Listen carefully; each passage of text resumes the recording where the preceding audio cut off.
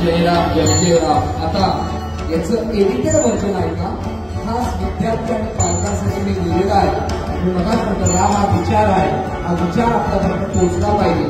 खास काही पंक्ती विद्यार्थ्यांसाठी आणि काही पालकांसाठी.